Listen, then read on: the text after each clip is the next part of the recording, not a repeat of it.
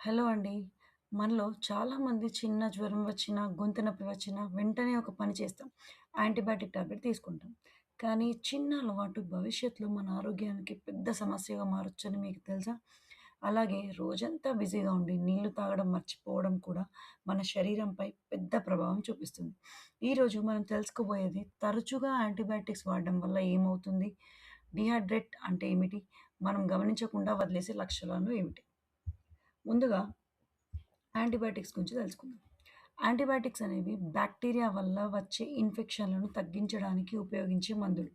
కానీ ఒక ముఖ్యమైన విషయం, ప్రతి జలుబు, దగ్గు, జ్వరం కోసం యాంటీబయాటిక్స్ అవసరం ఉండదు. ఎందుకంటే చాలా సార్లు జలుబు, వైరల్ ఫీవర్, వైరస్ వల్ల వస్తాయి. వాటిపై యాంటీబయాటిక్స్ పనిచేయవు.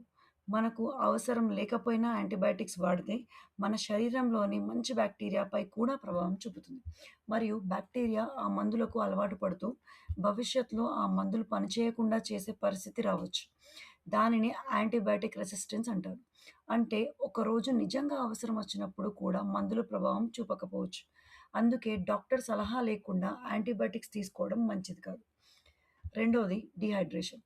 ఇప్పుడు డీహైడ్రేషన్ గురించి తెలుసుకుందాం. మన శరీరంలో నీటి పరిమాణం తగ్గిపోతే డీహైడ్రేషన్ అంటారు. ఎక్కువగా చెమట పట్టడం, తక్కువ నీళ్లు తాగడం, ఎక్కువగా టీ, కాఫీలు తీసుకోవడం, జ్వరం లేదా వాంతులు రావడం వల్ల ఇది రావచ్చు. మన శరీరం ఇచ్చే కొన్ని చిన్న సంకేతాలను మనం పట్టించుకోం.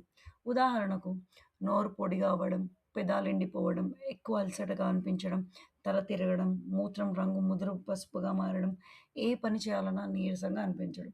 ఇవి శరీరం నాకు నీళ్లు కావాలి అని చెప్పే సంకేతాలు. దాహం వేసినప్పుడే కాదు, రోజంతా సరిపడే నీరు తీసుకోవడం చాలా ముఖ్యం. మన ఆరోగ్యం విషయంలో చిన్న అలవాట్లు పెద్ద మార్పులు తీసుకొస్తాయి. అవసరం లేని యాంటీబయాటిక్స్‌కు దూరంగా ఉండండి. మన శరీరం ఇచ్చే సంకేతాలను గమనించండి. నీరు తాగడం ఒక చిన్న విషయం అనిపించినా, అది మీ ఆరోగ్యానికి ఒక పెద్ద పెట్టుబడి. ఈ సమాచారం మీకు ఉపయోగపడితే మీ కుటుంబ సభ్యులతో షేర్ చేయండి. మరిన్ని ఆరోగ్య విషయాల కోసం మన ఛానల్‌ను ఫాలో అవ్వండి. సబ్స్క్రైబ్ చేసుకోండి. Thank you.